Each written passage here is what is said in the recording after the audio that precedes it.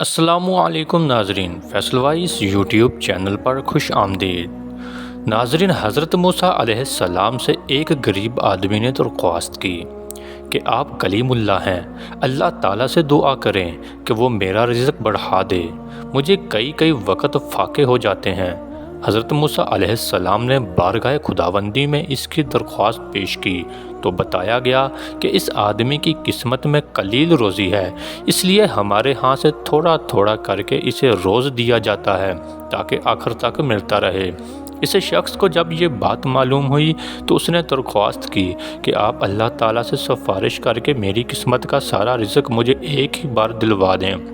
اللہ تعالیٰ نے حضرت موسیٰ علیہ السلام کی دعا قبول کی اور اس غریب شخص کو تمام زندگی کا رزق ایک ہی بار مل گیا۔ اس شخص نے فوراً لنگر کھانا کھول دیا اور اعلان کر دیا کہ جس شخص کے کھانے کا انتظام نہ ہو وہ ہمارے لنگر کھانے سے پیٹ بھر کر کھانا کھا سکتا ہے۔ حضرت موسیٰ علیہ السلام کو اس کی اس حرکت پر تعجب ہوا۔ انہوں نے اسے سمجھانے کی کوشش کی لیکن وہ نہ مانا تو مایوس ہو کر چلے گئے۔ ایک ہفتے بعد ان کا ادھر سے گزر ہوا تو دیکھا کہ لنگر کھانا ہنوز ابھی تک جاری ہے۔ دوسری مرتبہ وہ 1 ماہ بعد اور پھر تیسری مرتبہ 6 ماہ بعد ادھر سے گزرے تو آپ نے حسب معمول اسی طرح لوگوں کو لنگر کھانے سے کھانا کھاتے دیکھا۔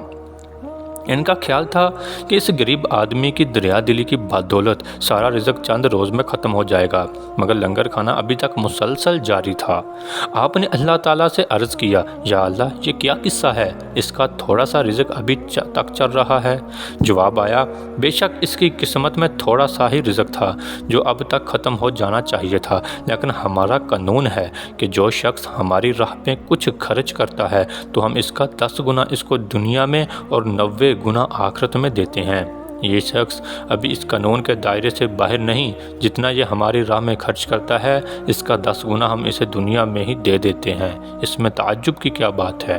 ناظرین، ہماری آج کی ویڈیو آپ کو کیسی لگی؟ لائک اور کمنٹ کر کے ضرور بتائیے گا۔ ملتے ہیں اپنی اگلی نئی ویڈیو میں، تب تک اپنا بہت سارا خیال رکھیے گا۔ اللہ حافظ۔